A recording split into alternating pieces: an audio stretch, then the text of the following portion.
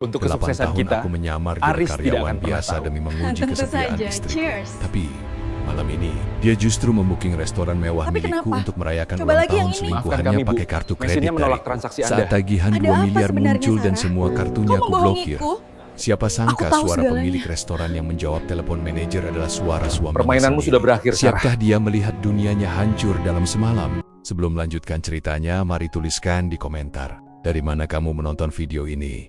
Semoga yang sudah subscribe channel Hakikat Kisah, kami doakan dimudahkan urusannya, dilancarkan rezekinya, disehatkan badannya, dan dikabulkan semua doanya. Amin. Mari kita mulai ceritanya. Aris duduk di kursi kayu ruang tamu yang sudah agak kusam, menatap jam dinding yang berdetak lambat. Di hadapannya, sepiring nasi goreng yang sudah mendingin masih utuh. Ini adalah tahun ke-8 pernikahannya dengan Sarah. Dan malam ini, seperti malam-malam sebelumnya dalam 6 bulan terakhir, Sarah pulang terlambat. Aris menarik napas panjang, mencoba mengusir rasa sesak yang mulai merayapi dadanya. Suara kunci pintu berputar memecah kesunyian. Sarah melangkah masuk dengan sepatu hak tingginya yang berbunyi nyaring di atas lantai keramik.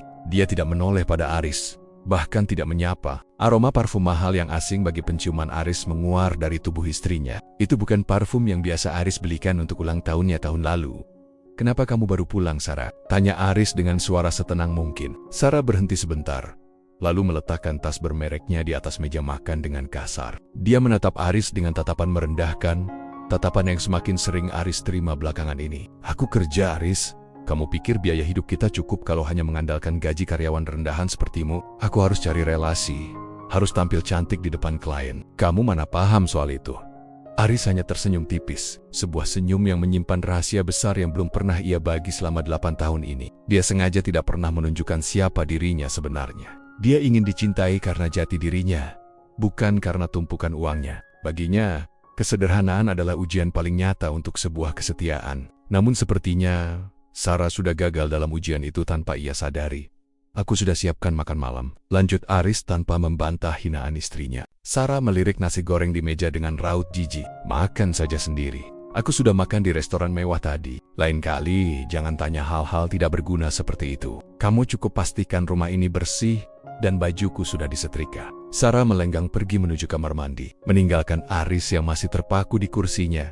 Aris meraih ponselnya di saku celana kain yang sudah mulai pudar warnanya. Dia membuka sebuah aplikasi perbankan yang tidak pernah ia tunjukkan pada Sarah di sana. Angka-angka dengan deretan nol yang sangat panjang terpampang nyata. Dia adalah pemilik tunggal di Azure Group, perusahaan yang memayungi restoran-restoran paling eksklusif di Jakarta. Tapi di mata Sarah, dia hanyalah beban yang beruntung bisa menikahinya. Keesokan paginya, Aris berangkat kerja seperti biasa. Dia mengendarai motor tua yang suaranya terkadang tersedat-sedat. Di persimpangan jalan, dia melihat mobil sedan mewah berwarna putih melintas dengan cepat. Dia mengenali plat nomornya. Itu mobil Sarah, hadiah yang Aris berikan 5 tahun lalu dengan alasan hasil menabung bertahun-tahun. Di dalam mobil itu, Sarah tampak tertawa riang.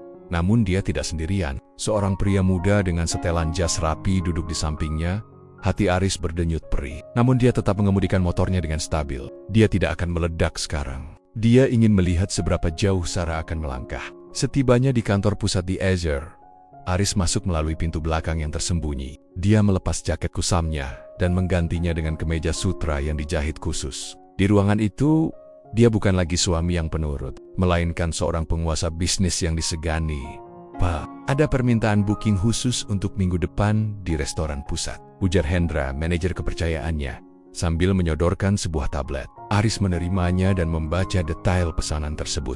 Matanya menyipit saat melihat nama pemesan. Sarah Wood. Paket yang dipesan adalah The Ultimate Royalty, paket termahal yang mencakup seluruh lantai VIP, pemain biola pribadi, dan menu champagne terbatas yang harganya setara dengan gaji. Manajer senior dalam setahun, Hendra memperhatikan perubahan ekspresi wajah bosnya. "Ada yang salah, Pak?" tanyanya ragu. Aris meletakkan tablet itu di meja, lalu bersandar pada kursi kebesarannya. Dia tertawa kecil, suara tawa yang dingin dan penuh arti. "Tidak ada yang salah, Hendra. Tolong pastikan pelayanan untuk tamu ini benar-benar luar biasa. Jangan berikan potongan harga sedikit pun. Dan satu lagi, pastikan semua transaksi kartu kreditnya diproses melalui jalur manual saat hari-hari. Aku sendiri yang akan memantaunya."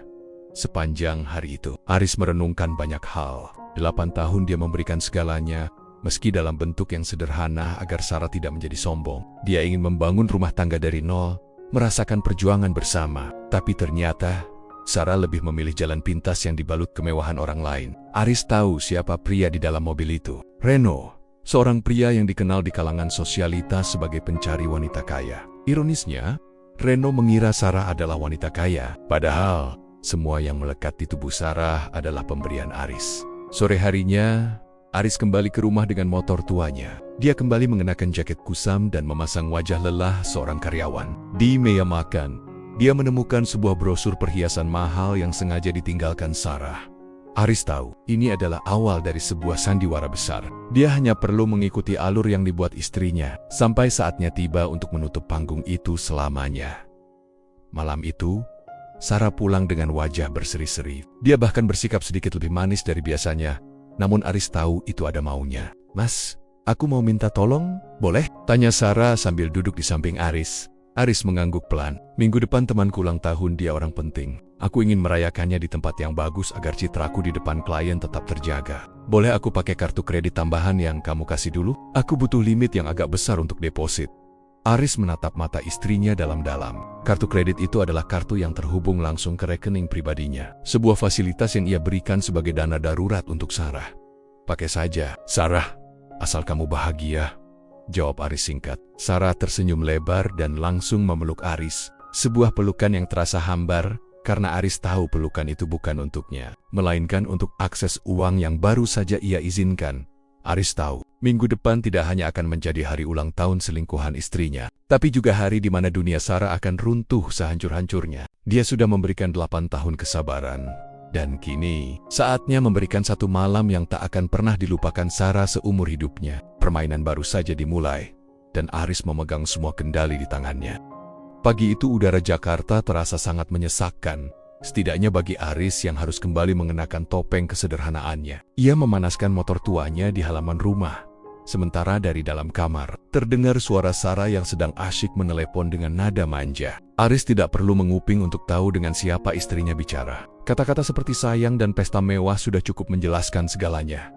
Aris berangkat kerja lebih awal. Namun, tujuannya bukan ke kantor administrasi kecil tempat ia mengaku bekerja selama ini. Ia memacu motornya menuju sebuah gedung pencakar langit di kawasan Sudirman. Di sana, di basement khusus yang tidak diketahui banyak orang, ia memarkir motornya di sudut tersembunyi, lalu melangkah masuk ke dalam lift pribadi yang membawanya langsung ke lantai paling atas di lantai itu. Kemewahan yang sebenarnya terpampang nyata. Dinding kaca lebar memperlihatkan pemandangan kota Jakarta dari ketinggian. Beberapa asisten berpakaian rapi membungkuk hormat saat Aris melintas. Di ruangan ini, ia adalah Ceco dari The Azure Group. Pria yang kote katanya mampu mengubah peta industri kuliner dan properti dalam semalam.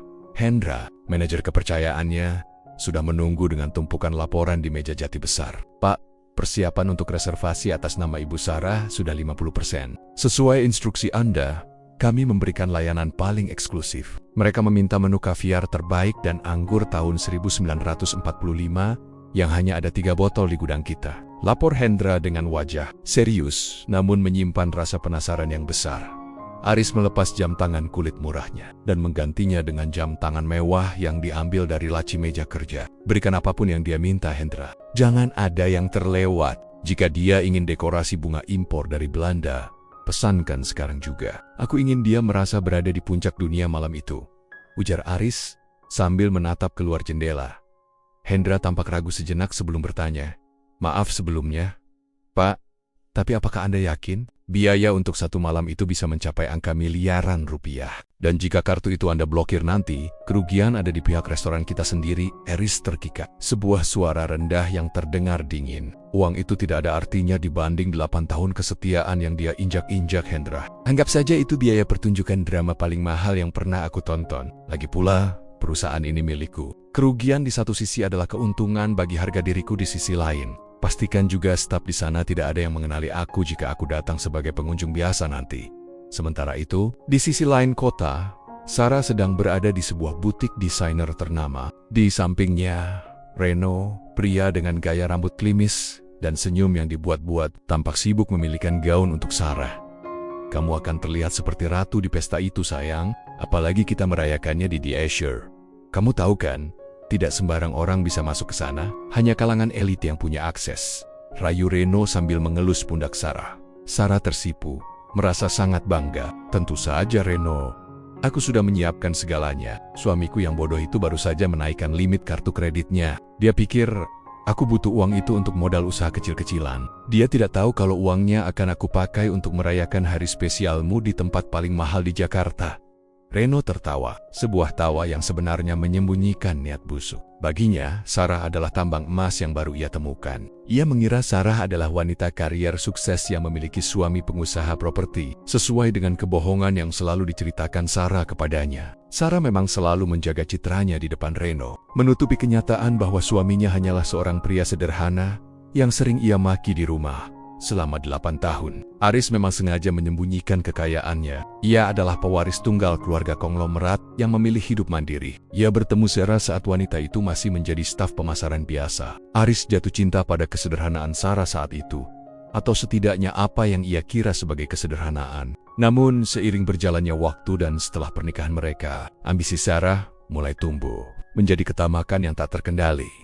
Sarah mulai merasa malu memiliki suami yang hanya mengendarai motor dan bekerja sebagai staf administrasi. Ia mulai membandingkan Aris dengan suami teman-temannya yang merupakan ekspatriat atau pengusaha besar. Tanpa ia sadari, setiap rupiah yang ia gunakan untuk bergaya hidup mewah selama ini berasal dari rekening bisnis Aris yang dialirkan secara halus melalui sistem yang rumit agar tidak mengundang kecurigaan di kantornya. Aris membuka laptop dan memantau rekaman CCTV dari butik tempat Sarah berada. Perusahaan miliknya memang memiliki jaringan kerjasama dengan banyak brand mewah. Ia melihat bagaimana Sarah tertawa dan bersandar mesra di bahu. Reno Aris mengepalkan tangannya hingga buku-bukunya memutih. Rasa sakit itu ada, tentu saja. 8 tahun bukan waktu yang singkat. Ia ingat bagaimana ia merawat Sarah saat wanita itu sakit. Bagaimana ia selalu ada untuk mendengarkan keluh kesahnya. Namun, pengkhianatan ini sudah terlalu jauh. Sarah bukan hanya berselingkuh, tapi dia juga menghina martabat Aris dengan menggunakan uang hasil keringat Aris untuk memanjakan pria lain. Aris mematikan layar laptopnya dan menarik napas dalam. Ia memanggil Hendra kembali ke ruangannya. Hendra, buatkan satu instruksi tambahan. Pada malam acara tersebut, aku ingin seluruh staf keuangan memantau transaksi secara langsung. Begitu transaksi pembayaran dilakukan, aku akan memberikan sinyal pribadi. Dan saat itulah, kalian akan menjalankan skenario penolakan sistem secara total. Perintah Aris dengan nada tegas. Hendra mengangguk patuh. Baik pak, semuanya akan berjalan sesuai rencana. Aris kembali ke rumah sore itu dengan perasaan yang lebih tenang namun penuh dengan tekad. Ia melihat Sarah sedang mengepak beberapa barang, seolah-olah ia akan pergi untuk perjalanan bisnis. Mas, minggu depan aku mungkin tidak pulang selama 2 hari. Ada konferensi besar di luar kota.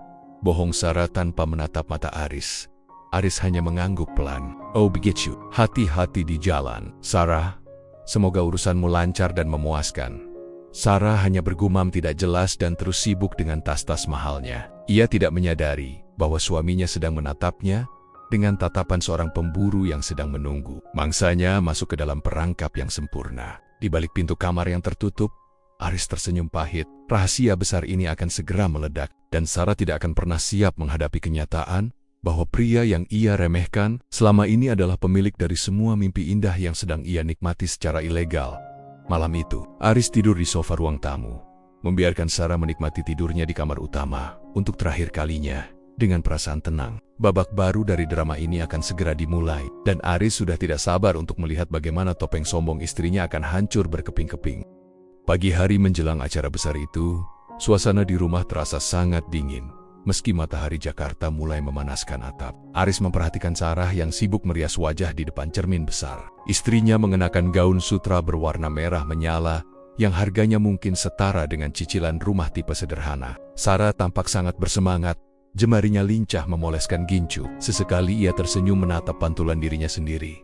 Mas, aku berangkat sekarang. Mungkin aku akan menginap di hotel dekat tempat konferensi agar tidak lelah, ujar Sarah sambil menyemprotkan parfum ke lehernya. Ia bahkan tidak menawarkan tangan untuk bersalaman, apalagi mencium kening suaminya, seperti yang biasa ia lakukan di tahan-tahan awal pernikahan mereka. Aris yang sedang duduk di meja, makan sambil menyesap kopi hitamnya hanya mengangguk tenang. Wyatt, semoga acaranya sukses dan kamu mendapatkan apa yang kamu cari, jawab Aris dengan nada yang sangat datar. Sarah tidak menangkap keganjilan dalam suara itu. Baginya, Aris hanyalah pria membosankan yang sudah kehilangan taringnya. Begitu mobil putih Sarah menghilang dari gerbang rumah, Aris segera meletakkan cangkir kopinya. Ia mengganti pakaian, namun kali ini ia tidak mengenakan seragam kantor biasanya. Ia memilih setelan jas berwarna gelap yang sangat pas di tubuhnya. Hasil jahitan tangan penjahit ternama di Italia. Ia tidak lagi mengendarai motor tuanya. Sebuah mobil mewah berwarna hitam legam dengan kaca gelap sudah menunggunya di ujung gang, dikemudikan oleh sopir pribadinya. Sesampainya di Esur, Aris langsung menuju ruang monitor yang berada di lantai mezanin. Dari sana, ia bisa melihat seluruh sudut restoran tanpa terlihat oleh pengunjung. Hendra, sang manajer, menyambutnya dengan laporan terbaru. "Pak, tamu VIP sudah mulai berdatangan." Ibu Sarah memesan area balkon yang menghadap langsung ke arah kota. Dia juga meminta agar musik pengiring hanya memainkan lagu-lagu romantis kesukaan pria bernama Reno itu. Aris menatap layar monitor besar di hadapannya. Ia melihat Sarah masuk ke lobi restoran dengan menggandeng lengan Reno. Pria itu tampak sangat percaya diri, sesekali membetulkan kerah jasnya sambil menebar senyum kepada staf restoran. Di belakang mereka, terlihat beberapa orang yang Aris kenali sebagai keluarga besar Reno. Ada Ibu Reno yang tampak memakai banyak perhiasan mencolok dan saudara-saudaranya yang sibuk mengambil foto setiap sudut mewah restoran tersebut. "Lihatlah tempat ini, Reno. Aku sengaja memilihkan yang terbaik untukmu. Tidak semua orang bisa masuk ke sini, apalagi memesan meja VIP di balkon utama." Suara Sarah terdengar melalui sistem audio yang terhubung ke ruang monitor. Ia berbicara dengan nada sombong, seolah-olah dialah yang membangun gedung tersebut dengan tangannya sendiri. Aris mengepalkan tangan saat melihat bagaimana Sarah memperlakukan stafnya. Sarah tampak memarahi seorang pelayan hanya karena letak sendok yang dianggapnya kurang bergeser beberapa milimeter. "Kamu tahu tidak berapa banyak aku membayar untuk malam ini? Jangan sampai pelayanan burukmu merusak suasana ulang tahun calon suamiku," bentak Sarah tanpa malu di depan umum. Hendra yang berdiri di samping Aris tampak geram. "Ingin saya tegur sekarang, Pak?" tanyanya dengan nada rendah. Aris menggeleng pelan, matanya tetap terpaku pada layar. "Biarkan saja Hendra, biarkan dia merasa menjadi ratu untuk beberapa jam lagi. Semakin tinggi dia terbang, semakin hancur dia saat jatuh nanti. Aku ingin tahu sampai mana dia akan memamerkan kekayaan yang sebenarnya bukan miliknya." Aris terus mengawasi saat pelayan mulai menyajikan hidangan pembuka berupa kaviar premium. Ia melihat bagaimana keluarga Reno tampak takjub dan mulai memuji-muji Sarah sebagai menantu idaman yang kaya raya. Di dalam ruangan gelap itu, Aris merasa seperti menonton sebuah pertunjukan komedi tragis. Istrinya sedang menjual kebohongan besar, dan dia sendiri yang membiayai panggung kebohongan itu. Suasana di area VIP di Esur semakin meriah seiring berjalannya malam. Sarah tampak sangat menikmati perhatian yang diberikan oleh keluarga Reno. Ia terus bercerita tentang bisnis fiktif yang ia klaim sedang ia jalankan, serta betapa sibuknya dia mengelola aset-aset properti di luar negeri. Reno sendiri tampak sangat memuja Sarah, meski Aris bisa melihat sorot mata pria itu lebih banyak tertuju pada tas bermerek dan perhiasan yang dikenakan Sarah daripada ke wajah istrinya sendiri. Pemain biola pribadi yang disewa, Sarah mulai memainkan melodi lembut. Sarah berdiri, mengangkat gelas champagne-nya tinggi-tinggi. "Untuk Reno, pria terbaik yang pernah hadir dalam hidupku. Terima kasih telah memberiku kebahagiaan yang tidak bisa diberikan oleh orang lain," ucapnya dengan penuh drama. Yang disambut tepuk tangan meriah dari keluarga Reno. Aris yang masih berada di ruang monitor memberikan instruksi melalui walkie-talkie kepada Hendra. "Hendra, kirimkan botol champagne tambahan yang paling mahal ke meja mereka. Katakan itu adalah komplimen dari manajemen untuk tamu spesial kita. Tapi, pastikan tagihannya tetap dimasukkan ke dalam bil akhir secara manual." Di area restoran, seorang pelayan membawa botol anggur langka yang harganya setara dengan sebuah mobil kota. Sarah tampak terkejut namun sangat bangga. "Lihat Reno, bahkan manajemen restoran ini tahu siapa aku. Mereka memberiku hadiah tambahan karena mereka tahu aku pelanggan kelas atas," serunya dengan suara cukup keras agar didengar meja sebelah. Ibu Reno tampak sangat terkesan. "Sarah, kamu memang luar biasa. Beruntung sekali Reno mendapatkanmu. Tidak seperti mantan kekasih Reno dulu yang hanya staf biasa. Kita memang butuh standar hidup yang tinggi, kan?" Sarah tertawa sombong. "Tentu saja, Tante. Level kita memang beda. Aku tidak suka berhubungan dengan orang yang hidupnya pas-pasan. Itu hanya akan menghambat kesuksesan kita." Di ruang monitor, Aris hanya bisa menggelengkan kepala. Ia merasa muak sekaligus kasihan. Bagaimana mungkin wanita yang ia cintai selama 8 tahun bisa berubah menjadi sosok yang begitu asing dan angkuh? Selama ini Aris sengaja menyembunyikan hartanya, karena ia ingin Sarah mencintainya karena ketulusan, bukan karena angka di rekening bank. Ternyata, kesederhanaan yang ia tunjukkan justru menjadi alasan bagi Sarah untuk mencari pria lain yang dianggap lebih mampu memenuhi gaya hidupnya. Puncak acara dimulai ketika Sarah mengeluarkan sebuah kotak kecil dari tasnya. Di dalamnya terdapat kunci mobil mewah terbaru yang ia beli dengan uang muka dari kartu kredit. Tambahan milik Aris, "Ini hadiah ulang tahun untukmu, sayang," ucap Sarah sambil menyerahkan kunci itu kepada Reno.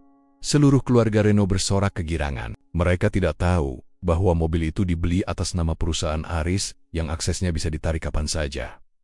Sekarang, momen yang ditunggu-tunggu hampir tiba. Sarah memanggil pelayan untuk meminta tagihan akhir. Ia ingin menunjukkan sekali lagi kemampuannya di depan keluarga. Reno dengan melunasi semua kemewahan malam itu dalam satu gesekan kartu. Aris melihat Sarah merogoh tasnya dan mengeluarkan sebuah kartu hitam mengkilap.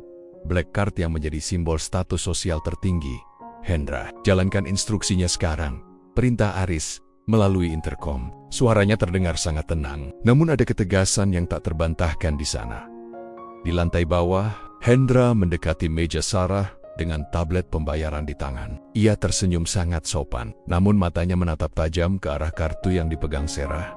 Aris mengamati melalui CCTV dengan saksama. Ia melihat Sarah menyerahkan kartu itu dengan gaya angkuh, seolah-olah ia sedang memberikan sedekah. "Mari kita lihat seberapa lama topeng itu bisa bertahan," gumam Aris sambil menyilangkan tangan di dada. Ia sudah mematikan seluruh akses perbankan yang terhubung dengan nama Sarah tepat 1 menit yang lalu. Di layar monitor, ia melihat Hendra mulai menggesek kartu tersebut ke mesin EDC. Dan di sanalah, untuk pertama kalinya malam itu, raut wajah Sarah yang tadinya penuh kemenangan mulai menunjukkan sedikit keraguan saat mesin itu mengeluarkan suara tit yang panjang dan tanda silang merah muncul di layar. Cahaya lampu kristal di langit-langit di Azure memantul indah pada gelas-gelas kristal yang sudah kosong. Di tengah kepulan asap cerutu mahal yang diisap oleh ayah Reno, Sarah duduk bersandar dengan senyum yang tidak pernah lepas dari bibirnya. Ia merasa berada di puncak dunia. Di sampingnya, Reno terus menggenggam tangannya, sesekali membisikkan janji-janji manis tentang masa depan mereka yang gemilang. Sarah merasa semua pengorbanannya menyisihkan uang belanja dan membohongi. Aris selama ini terbayar lunas malam ini. Keluarga Reno tidak henti-hentinya memuji selera tinggi Sarah. Mereka membicarakan rencana liburan ke Eropa dan bagaimana Sarah akan membiayai semua akomodasi kelas 1. Sarah yang sudah terbuai suasana dengan pongah mengeluarkan dompet kulit desainer miliknya. Ia menarik selembar kartu hitam yang berkilau tertimpa cahaya lampu. Inilah kartu yang selama ini menjadi rahasia kekuatannya. Kartu yang ia pikir adalah tiket menuju kebebasan dari hidup membosankan bersama Aris. "Pelayan, tolong tagihannya," seru Sarah dengan suara yang sengaja dikeraskan. Beberapa tamu di meja lain sempat menoleh, dan hal itu justru membuat Sarah semakin merasa bangga. Ia ingin semua orang tahu bahwa dialah sang ratu di malam yang megah ini. Reno menatap kartu itu dengan mata berbinar, membayangkan berapa banyak lagi barang mewah yang bisa ia dapatkan dari wanita di sampingnya ini. Di ruang tersembunyi, Aris duduk dengan tenang di depan layar monitor. Ia melihat setiap gerak-gerik Sarah melalui kamera dengan resolusi tinggi. Jantungnya berdenyut datar. Rasa sakit yang tadi sempat muncul kini telah berubah menjadi ketegasan yang dingin. Ia meraih ponselnya, lalu dengan satu ketukan jari di aplikasi perbankan khusus, ia menonaktifkan seluruh limit dan akses pada kartu yang dipegang Sarah. "Selesai," gumam Aris pendek. Ia kemudian memberikan instruksi melalui perangkat komunikasi kepada Hendra yang sudah bersiap di dekat meja VIP. "Hendra, dia sudah mengeluarkan kartunya. Majulah dan pastikan setiap detik proses ini menjadi memori yang tidak akan pernah dia lupakan seumur hidupnya. Ingat, tetaplah sopan namun tegas. Jangan beri dia celah untuk bersembunyi." Hendra mengangguk ke arah kamera CCTV yang tersembunyi, lalu melangkah mantap menuju meja Sarah. Ia membawa sebuah baki perak kecil yang berisi map kulit hitam dengan logo emas di Azure. Dengan gerakan yang sangat terlatih, ia meletakkan tagihan itu di hadapan Sarah. Total semuanya adalah 2.100.000.000 rupiah, termasuk pajak dan layanan khusus yang Anda minta, Nyonya, ucap Hendra dengan nada yang sangat formal. Sarah tidak sedikit pun terkejut dengan angka itu. Baginya, itu hanyalah angka kecil dibandingkan kebanggaan yang ia dapatkan di depan keluarga Reno. Ia menyerahkan kartu hitamnya dengan ujung jari, seolah-olah kartu itu hanyalah kertas biasa. "Proses sekarang. Aku tidak suka menunggu lama," perintah Sarah tanpa menatap wajah Hendra. Ia kembali asyik mengobrol dengan Ibu Reno, membicarakan tentang perhiasan yang akan mereka beli besok pagi sebagai kenang-kenangan. Hendra memasukkan kartu itu ke dalam mesin EDC yang ia bawa. Suasana di meja itu mendadak sunyi saat bunyi tit yang tajam terdengar, diikuti oleh keluarnya selembar kertas kecil dengan tulisan decline atau ditolak. Hendra mengerutkan kening dengan akting yang sangat meyakinkan. "Mohon maaf, Nyonya. Sepertinya ada kendala dengan kartu Anda. Transaksi ditolak oleh bank," ujar Hendra dengan suara yang cukup jelas untuk didengar oleh Reno dan keluarganya. Sarah tertawa kecil, meskipun ada sedikit rona merah di pipinya karena malu. "Oh, mungkin jaringannya sedang bermasalah. Restoran semewah ini masa sinyalnya jelek. Coba lagi, atau pakai mesin yang lain?" sahut Sarah dengan nada meremehkan. Ia merasa yakin bahwa uang di dalam kartu itu tidak mungkin habis. Aris pernah bilang bahwa kartu itu memiliki limit yang sangat besar untuk kebutuhan darurat. Hendra mencoba untuk kedua kalinya, lalu ketiga kalinya, namun hasilnya tetap sama. "Maaf sekali, Nyonya, kartu ini tetap ditolak. Keterangannya adalah akses diblokir oleh pemilik utama. Apakah Anda memiliki kartu lain?" tanya Hendra. Wajah Sarah mulai memucat. Ia mengeluarkan kartu-kartu lain dari dompetnya. Kartu kredit atas namanya sendiri yang sebenarnya sudah hampir mencapai limit karena ia gunakan untuk membeli tas-tas mewah sebelumnya. Satu persatu kartu itu dicoba, dan satu persatu pula mesin EDC itu berbunyi nyaring menandakan kegagalan. Keluarga Reno yang tadinya ceria mulai saling berbisik. Reno sendiri melepaskan genggaman tangannya dari tangan Sarah.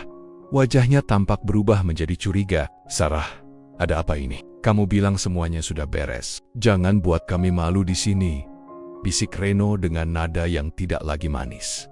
Aku tidak tahu, Reno. Mungkin banknya sedang mengalami gangguan teknis secara nasional," gagap Sarah. Ia mulai berkeringat dingin. Ia mencoba menghubungi layanan pelanggan bank, namun nihil. Ia lalu mencoba menelepon Aris, berniat memarahi suaminya karena mengira Aris lupa membayar tagihan bulanan kantor yang berimbas pada kartunya. Namun nomor Aris tidak aktif.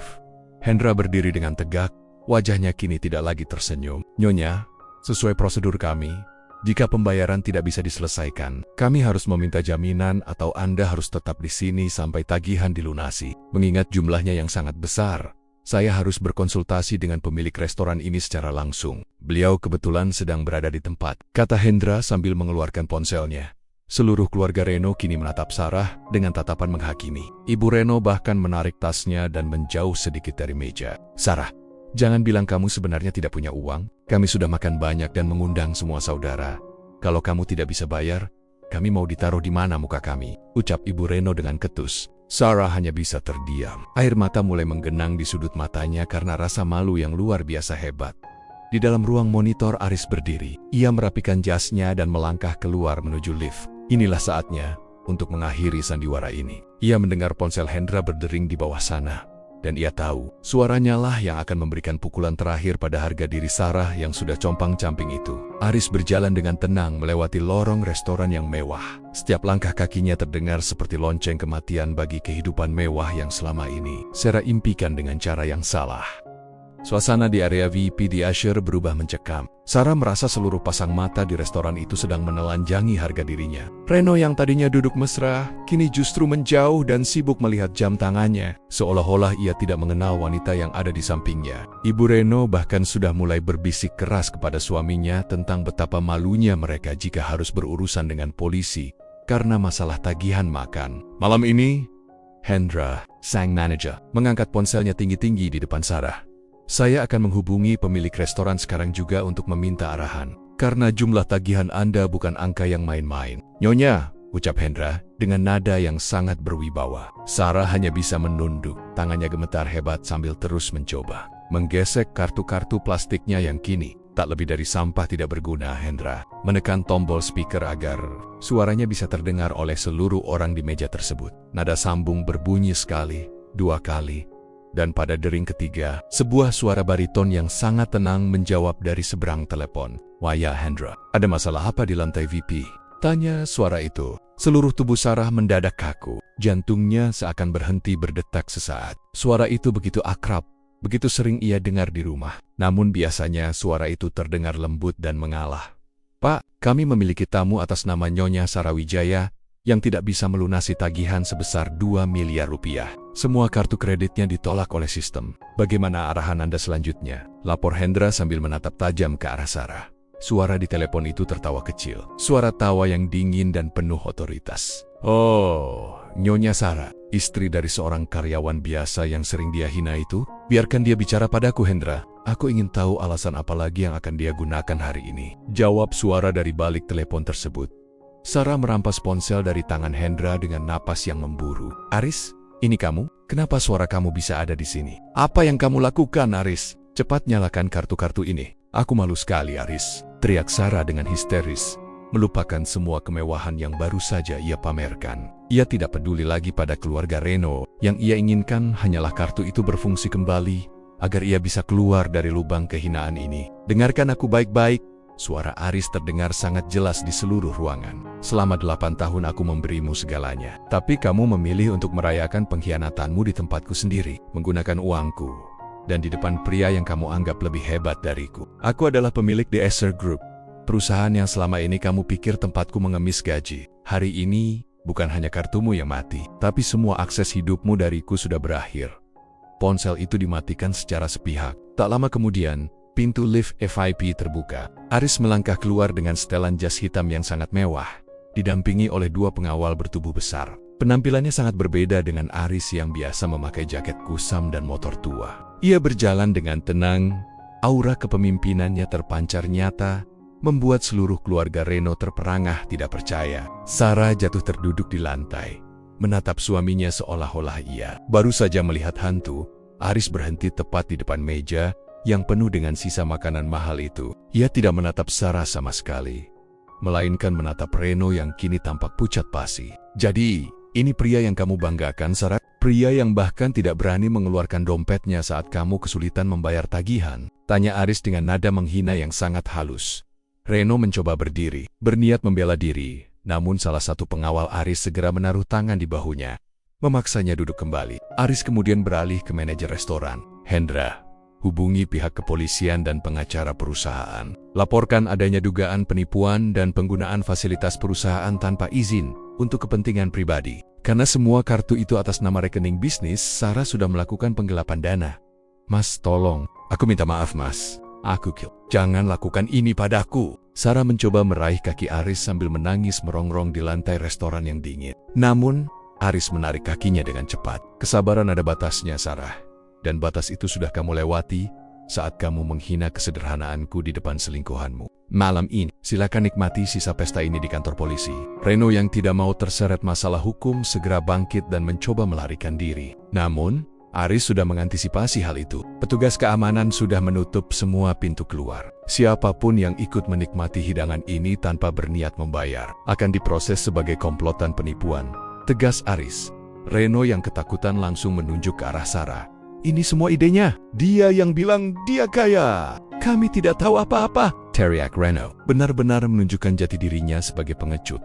Malam itu berakhir dengan Sarah yang dibawa oleh pihak kepolisian. Masih mengenakan gaun merah mahalnya yang kini tampak lusuh karena air mata dan debu lantai. Aris segera mengurus gugatan cerai di tempat, mencabut semua hak asuh, dan memutus semua aliran dana untuk keluarga Sarah yang selama ini juga hidup dari uangnya tanpa mereka sadari.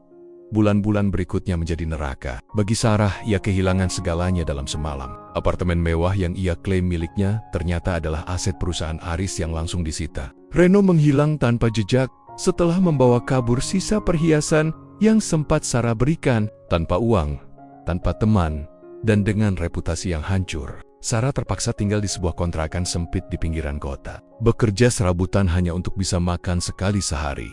Setiap kali ia melihat iklan di Esser di televisi atau papan reklame, hatinya perih luar biasa. Ia pernah memiliki pemilik dari semua kemewahan itu. Pria yang sangat tulus mencintainya, namun ia membuangnya demi bayang-bayang semu. Aris sendiri kini hidup jauh lebih tenang. Ia tidak lagi perlu menyamar. Ia menjadi duda paling dicari di Jakarta. Namun kali ini ia jauh lebih berhati-hati dalam memberikan hatinya. Penderitaan Sarah tidak berakhir di sana. Penyesalan yang mendalam menjadi bayang-bayang yang mengikutinya seumur hidup. Ia sering berdiri di depan restoran di Esser dari kejauhan, menatap lampu-lampu indah yang dulu pernah ia nikmati sebagai ratu. Sementara kini ia hanyalah orang asing yang bahkan tidak mampu membeli segelas air di tempat itu. Ia telah kehilangan pria terbaiknya, dan itu adalah hukuman yang jauh lebih berat daripada kemiskinan manapun.